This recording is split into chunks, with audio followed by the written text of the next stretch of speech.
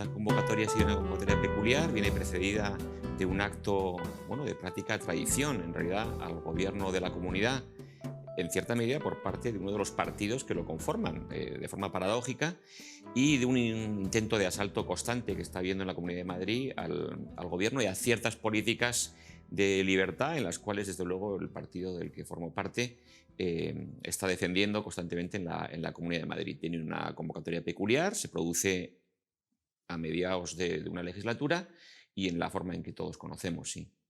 Hubo que decidir en cuestión de horas el si se convocaba elecciones o no, y ante la tesitura jurídica y política del planteamiento de una moción de censura que se estaba produciendo además justamente después de plantearse otra en la Comunidad de Murcia, eh, se decidió por parte del Gobierno de Madrid, creemos que en este caso con acierto, y de hecho he tenido la posibilidad de defenderlo jurídicamente también ante los tribunales, creemos que ante esa traición todavía no consumada, pero que luego se comprobó que ciertamente se iba a producir, se decidió por parte del Gobierno de la Comunidad y de su presidenta la convocatoria urgente de elecciones de forma anticipada, sí.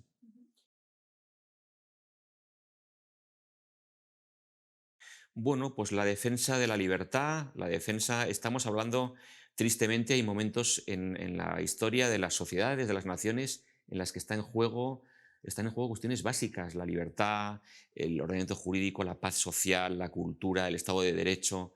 Y estamos defendiendo ahora mismo esos mínimos, frente a un relato totalmente distorsionado que simplifica, que distorsiona y que invierte la realidad. Lo que estamos defendiendo una cuestión de mínimos, de valores constitucionales, de libertad política, económica, social, frente a planteamientos ideológicos que creíamos que estaban plenamente desterrados y que pretenden asaltar la Comunidad de Madrid.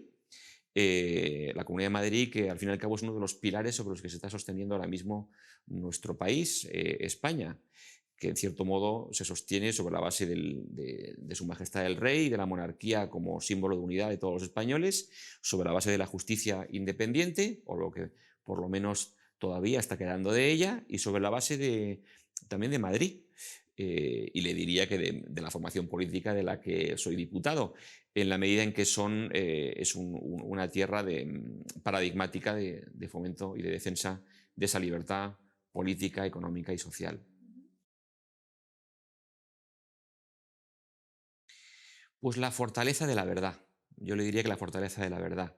La principal virtud, comparta uno al 100% o no las cuestiones que Vox defiende, creo que es ese no arrugarse, ese hacer o decir lo que uno cree de verdad en conciencia que debe decir y hacer, al margen de cómo le perdone la vida la izquierda o la ultraizquierda, al margen del grado, la forma en que le agreda, le insulte, le amenace su propia vida, su integridad física. Estamos hablando de esto. Así ha arrancado la campaña. Es decir, la campaña arranca, quizá verdaderamente es lo que pensaba que me iba a preguntar, si la campaña arranca verdaderamente en un acto en el que podía haber habido una masacre. Yo estaba allí y allí había familias, había niños, había cargos electos. Quizá esa locura de amor a España o de principios y valores que las personas que integran Vox tienen, y bueno, que acudieron allí porque creían que era su deber, su obligación moral, defender la libertad en todos los rincones de Madrid y en un sitio y en un barrio donde además Vox tiene voto y posiblemente lo tenga más, lo va a tener más, pero pudo haber una verdadera masacre. Hubo varios momentos en que aquello pudo descontrolarse de forma absolutamente factible y que hubiera podido haber muertos. Yo tenía a mi lado un chico, el chico, uno de los que le abren la cabeza y los que se le echa agua para ver qué tenía y empieza a caer sangre. Yo he vivido en Navarra durante años y me ha tocado, la verdad es que a cada cosa en la que vitalmente decido dedicarme, pues al final uno parece ser que se encuentra en estas tesituras. Y yo allí he oído lo que se ha dicho después de este acto de agresión, de violencia, de coacción, de amenazas, que es que se había ido a provocar. Esto yo en Navarra lo he oído muchas veces, donde me he dedicado a la judicatura, donde me he dedicado a la universidad, donde también tuve algún pequeño paso de adentramiento en la política, y en cada cosa que allí hacía yo oía eso mismo. Han venido a provocar con los mismos ojos de odio con los que yo veía insultar, agredir a escasos 3 metros cuando salíamos escoltados por las fuerzas del orden. Recuerdo, y lo contaba anteayer en un meeting, y no es un storytelling, no es un aderezo a modo de Pedro Sánchez para que esto parezca más curioso o más atractivo, es que lo viví sinceramente. Iba delante de mí un padre, una madre, y entre los dos cogía de la mano iba una niña de 8 años. Tendría 8, 7, 9 años. La forma en que le gritaban, que le insultaban a sus padres y a la gente que iba delante detrás, a esa niña, a sus padres, yo me acuerdo que la cogí del pelo, la acaricié, le dije: tranquila, qué suerte tienes de tener a unos padres tan buenos. Mira, hay gente buena y mala. Y más de una vez, 2 o 3 veces me paré a decirles: ¿no veis esta niña de 8 años? ¿No veis? Eh, no veían. Eso seguían insultando exactamente igual, con los ojos fuera de las órbitas. Bueno, pues eso es lo mismo que he visto en Navarra, que he visto en el País Vasco también muchas veces. Se ha batasunizado la política, se ha normalizado una ideología del odio, de la violencia. Bueno, tenemos en el núcleo del gobierno de España a una fuerza política que es incapaz de condenar el terrorismo. Ahí verdaderamente para mí arranca la campaña, y para muchos. Sí. Sí y no. Racionalmente se podría decir que uno pensaba: esto es una locura, y de verdad que la vida no es ningún heroísmo, ni mío ni de nadie de los que estábamos ahí. Heroísmo, si cabe, es la nobleza de un tipo que ante un pedrusco así de grande que le va a abrir la cabeza, o le va a asustar muchísimo a alguien, o le va a herir gravemente, lo va a matar, como Santiago Abascal, su gesto reflejo, eso no se imposta, eso no se ensaya, eso es un gesto reflejo que te sale, es el gesto de proteger a tu gente, intentar parar la piedra, ¿no? Entonces, si pasé miedo, pues no lo sé. Es tal las tesituras en las que uno se ve a veces en la vida, que se siente que se ve metido en esa tesitura y que la tienes que vivir con dignidad, con nobleza, en defensa de unos valores. Esto de verdad, en ese momento lo vives. En ese momento yo creo que si estás ahí, dices: bueno, esto es miserable, el responsable político de quien ha ordenado esto, que es un ministro, desgraciadamente, y que es un juez, es un señor que ha desempeñado bien su función como juez en años pasados, con dignidad, y que ahora no la está desempeñando en la política, y que quiso hacer como que hacía para no hacer, que quiso poner a gente dependiente de él, en riesgo grave de su integridad física y de su vida también. Porque usted me decía ahora, hubo cargas policiales. Bueno, hubo cargas policiales en el momento en que la propia policía percibe que por el indebido, la indebida organización de ese dispositivo policial, insuficiente claramente, empieza a estar en riesgo grave su integridad física y su vida. Cuando empiezan a patear en el suelo a policías, eh, es en el momento en que la policía tiene que intentar reaccionar. La policía, que estaba mucho más cerca, en vez de estar a 100 metros. Luego yo he tenido posibilidad de comentarlo con varios policías y con expertos en dispositivos policiales, y te dicen: bueno, es obvio que esto no estaba organizado como debía estar. Eso se sitúa mucho antes en el tiempo, mucho más lejos en el espacio. Uno está a 100 metros, no está a escasos 15, 20 metros, en los que puede ser alcanzado, en los que se puede cruzar el cordón policial. Era perfectamente posible cruzar el cordón policial, porque eran muy pocos los policías que estaban allí y había mucho espacio entre un policía y otro. Si ese cordón se rompe, la estampida, las posibles agresiones que hubiera habido, hubieran roto absolutamente el dispositivo policial, y allá habría podido haber una masacre. Eso es muy indigno, y eso está ocurriendo en Europa y está ocurriendo en España a día de hoy.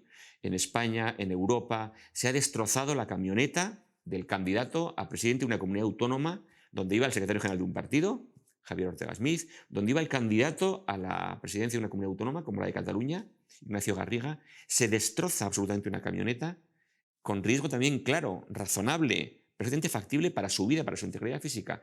Y no hubo ni una sola declaración pública del presidente del gobierno, de la presidenta del Congreso, que es la responsable máxima, que debe expresar una mínima solidaridad, un mínimo apego a los derechos fundamentales, un mínimo apego institucional a personas que están bajo su presidencia, como son diputados de la nación, y que pudieron perder su vida o sufrir graves daños para su integridad física. Ni una declaración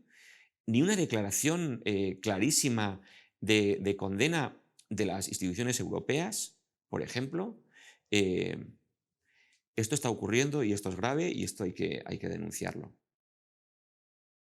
Bueno, le puede sonar una respuesta típica en estas situaciones, pero la verdad es que lo pensamos. No, las encuestas no le damos excesiva importancia. ¿Qué le voy a decir? Si con algún partido se han equivocado de forma manifiesta las encuestas, ha sido con Vox. De forma intencionada o no intencionada. Vamos a no entrar ahí. Se daba 0 y uno saca 12. Se da 1 y uno saca 11. Las encuestas, la encuesta fundamental, es la respuesta prototípica en estos casos, es el día de las elecciones. Si hay un medidor más o menos razonable de la adhesión, de la ilusión del electorado, son los actos electorales. El único partido que está celebrando actos electorales eh, en la calle con adhesión multitudinaria está siendo Vox. No estamos haciendo actos para hablar de todos, todas y todes en una terraza escondida, sino que estamos haciendo actos públicos y siempre cumpliendo las debidas medidas sanitarias, de protección, de prudencia, pero en la calle y con asistencia multitudinaria. Por tanto, y tampoco hacemos depender lo que tenemos que hacer o decir del grado de aceptación por las encuestas. Creemos que siguiendo un lema que creo que además inspira también esta casa, e inspira o esta institución, e inspira además la universidad de la que soy catedrático, la verdad os hará libres y por tanto nosotros defendemos la verdad, vaya mejor o peor en las encuestas. Cumplimos la misión, la función social, moral, política que tenemos, al margen de lo que digan los expertos en hacerlas o en manipularlas. Bueno, la posición de Vox en cuanto al momento postelectoral, partiendo de que primero hay que tener las elecciones, ver los resultados y no vender la piel del oso antes de cazarlo, la verdad es que Vox aquí ha sido muy claro, como en todo. Hemos dicho que nunca permitiremos un gobierno de formaciones políticas que atacan los fundamentos básicos, fundamentales de nuestro ordenamiento jurídico, en la que están integradas fuerzas comunistas, no como metáfora, no como especie de San Benito, sino en sentido estricto, con políticas de esa corte y por tanto que nunca permitiremos un gobierno de ese signo y por tanto que confluiremos hablando y exigiendo los mínimos que queremos que tenemos que exigir, confluiremos con la formación política con la que se puede hacer eso de forma factible a día de hoy. Sin embargo, no hemos oído lo mismo por parte de esa formación política. Nosotros sí hemos dicho que sí lo haremos y esperamos que también por parte de la otra formación política, en el caso de que fuera a la inversa, se dijera con esa claridad. Nosotros tenemos claro quién no es nuestro enemigo y esperamos que los demás también lo tengan. Ujú. Sí, pero no solo eso. Desde luego que en capacidad de gestión, partiendo de que Vox tiene perfectamente preparados cuadros de personas con una capacidad técnica profesional absolutamente acreditada, para empezar, porque en su gran mayoría es gente que viene del mundo profesional, del mundo de la empresa, del mundo del alto funcionariado o del funcionariado público, y por tanto tienen una acreditadísima competencia profesional y técnica y han dado un paso por esa obligación moral con no poco sacrificio a veces personal, económico, familiar, humano.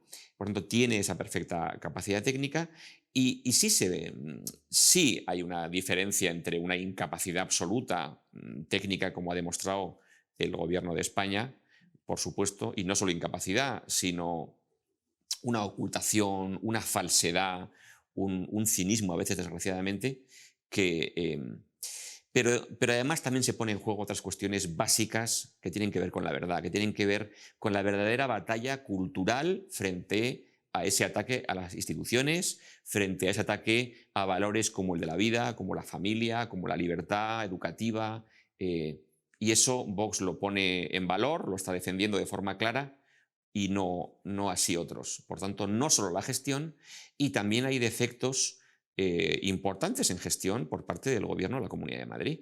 que he tenido la posibilidad y el deber de poner de manifiesto y denunciar en el Parlamento de Madrid. También en cuanto a la gestión de la pandemia, también en cuanto al funcionamiento del operativo y del mecanismo de emergencias en materia de interior, que se ha visto cuyas deficiencias, cuya incapacidad a veces o retardo en la gestión y en la decisión política se ha visto en materias como el coronavirus, se ha visto en materias como Filomena. Es decir, que tampoco la gestión, ni mucho menos, ha sido perfecta si la comparamos con la de Pablo Iglesias, que es un vividor y es un señor que se dedica a ver series y a hacer lo que hace y a quitar y poner las mujeres con las que de forma machista, con dependencia, subordinación, subyugación, se relaciona, pues claro, cualquier comparación siempre es mucho más capaz, pero hay también defectos en la gestión que Vox quiere, por supuesto, mejorar e implementar. Bueno, partiendo de mi profundo respeto al señor Gabilondo, por el que profesó cierto aprecio personal, por su elegancia personal. A su vez, tendría que decirle que él forma parte de un partido, igual que Isabel Díaz Ayuso forma parte de un partido, em, que es el Partido Popular, que ha tenido pues, declaraciones, por ejemplo, insultantes, o que ha visto mayor enemigo en Santiago Abascal, y ha dicho de Santiago Abascal que pisa la sangre de los muertos, por ejemplo, quien ha sufrido esa violencia, esa amenaza, esa coacción desde pequeño en su familia, en su padre, en su persona, en sus negocios familiares. Bueno, pues también el señor Gabilondo pertenece al partido que pertenece y del Partido Socialista la verdad es que uno, promesas electorales, habiendo sido conformado el gobierno de España como está conformado, incumpliendo radical y gravemente todas sus promesas de que nunca pactaría con ETA. Bueno, tenemos a ETA, según lo que dice Pablo Iglesias, en el núcleo del gobierno de España, a Bildu,